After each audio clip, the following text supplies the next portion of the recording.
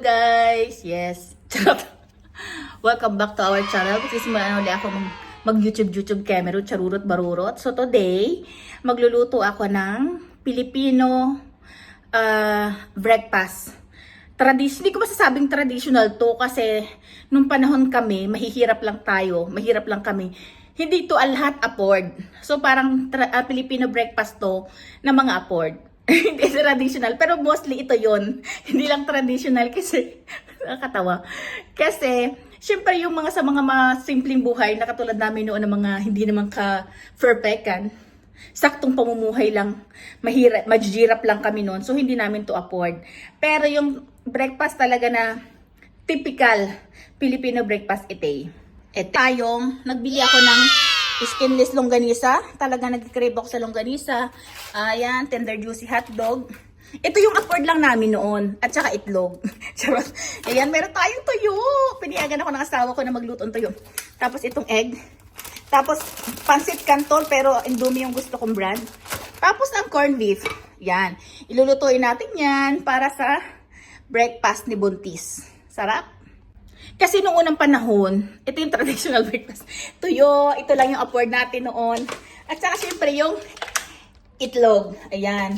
Saka may kanton naman pala noon. Afford naman noon ang kanton. Ayan. So magluluto na ako. Let's go eat.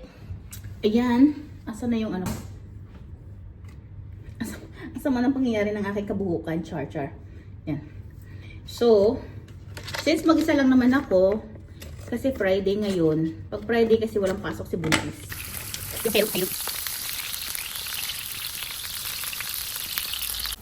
Ayan, luto na ang ating hotdog. Parang nasusunog pa nga siya. Ayan.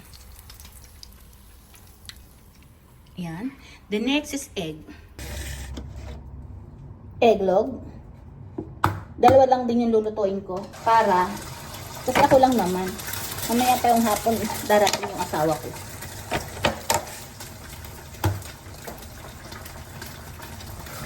Then,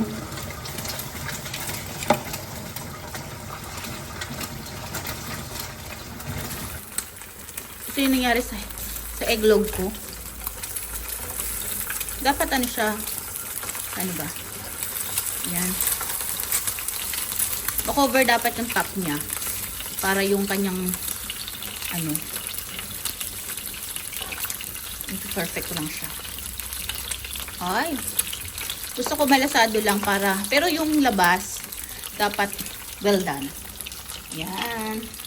Ayan. Luto na rin ang ating egglog. Umuin na natin. Yes. Ayan. Ang ating egglog.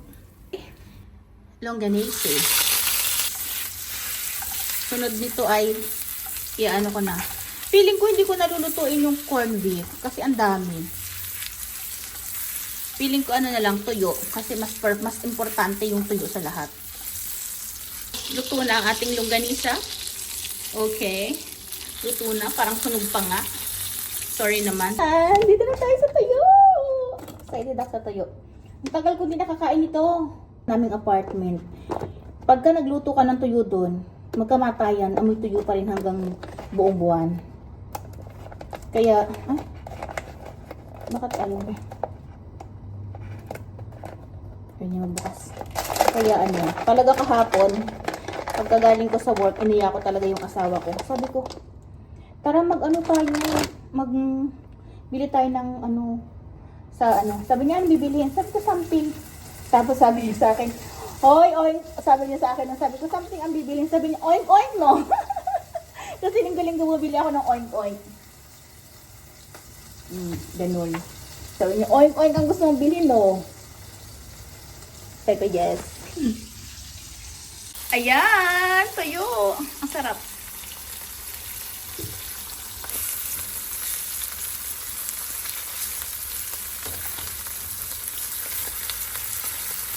Dapat ba sobrang luto? Baka masunog. Ayan, feeling ko luto na. Patayin ko na ang apoy. Hindi pa siguro na. Feeling ko luto na. So, saan ko sa i-aura? Yan. Ay, dito. Ang sarap. Yes. Tuyo.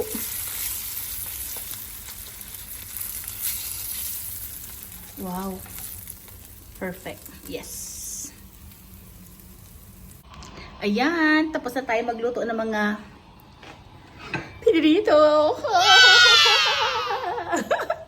Sarap. Miss na miss ko to. Yes. Tapos, eto na. Magluluto na ako ng Canton. Ito na. Hindi ko na niluto tong corned beef. Ibalik ko na sa pantry namin. Hindi ko na niluto yung corned beef. Kasi, sobrang dami na. Mag-isa lang naman ako. Canton. Yes. So, magpe-prepare ako ng canton. Tapos kakain na ako. Ayan, syempre, luto na rin yung rice ko. Sa Pilipino, rice is life. Ganun, ang sarap.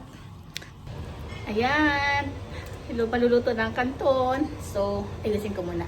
Ang hirap po lang stand kasi di ko alam kung saan nilagay ng asawa ko yung stand namin. Ayan, tapos na ako magluto ng lahat ng canton. Itong tapos na ako magluto ng lahat ng canton, itong tuyo and everything. Tapos may sausawan ako dati puti para sa suka, para sa tuyo. Ayan, magtitimpla rin ako ng kape. Sarap, kain tayo. Ayan, putoy. Ayan, kain na tayo. Tapos na ako magluto, guys. Okay. Hello guys, ito na. Tapos ko na lahat lutuin. Kakain na tayo sa wakas. Okay, luto na yung canton ko. Ang sarap. At syempre ang aking eglog, ang aking itlog, ang aking tuyo, ang longganisa at hotdog. Yes, may kanin din tayo. At meron tayong sausawan kanina, yung dato puti. Tapos, kape. Yes, ang kape natin masarap. Kopi ko. Ang sarap. Kain tayo. Ang sarap. Sarap. Nag-pray na ako bago pa ako nag-take ng video. Char. So, syempre, unahin natin ay pancit canton. Sarap ng Indomie pancit canton. Oy, buntis ako, pero once a week lang naman ako nakakain ito. Tuwing ganito lang. Tsaka, mukbang lang tayo ngayon. Kasi, wala ang aking chururut. Ganyan. Sarap. Kain natin. Sarap.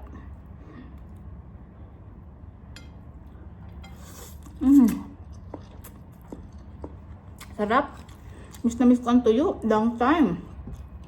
Diyos ko, parang nandun pa si... Kumain ako ng tuyo, parang si Ate Lynn pa yata nagpakain sa akin dati. Doon sa Burjuman. Tapos isasawsaw natin to. Syempre, ibababad mo dito sa suka. Oh, ayan. Babad, ang sarap. Buti na lang kamo, kahit malayo kami sa Kabiasnan, okay? Kahit malayo kami sa Kabiasnan, meron ditong tuyo. Meron din mga Filipino food dito, pero hindi ganun ka-level up. Hop. Hop. Ayan, subukan naman natin itong longganisa with sasawsaw natin sa sa dito. Sarap. Ang sarap. Grabe. Sarap.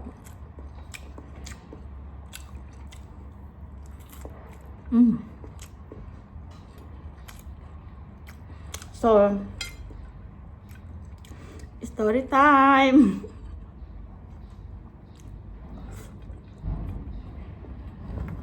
Inumin akong coffee.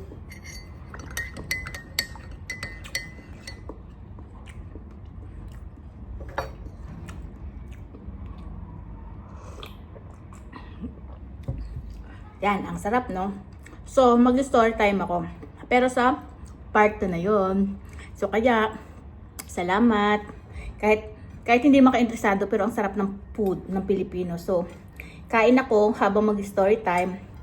Puntahan nyo ako sa part 2, ha? Okay? Puntahan nyo ako sa part 2. Mag-story time ako doon. Kung paano ako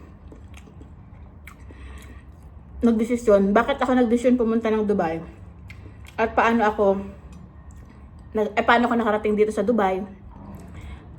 at ano-ano ang mga trabaho ko, ano-ano ang buhay dito. Ayan. So, salamat. Kain muna ako. Mag-story time ako sa part 2.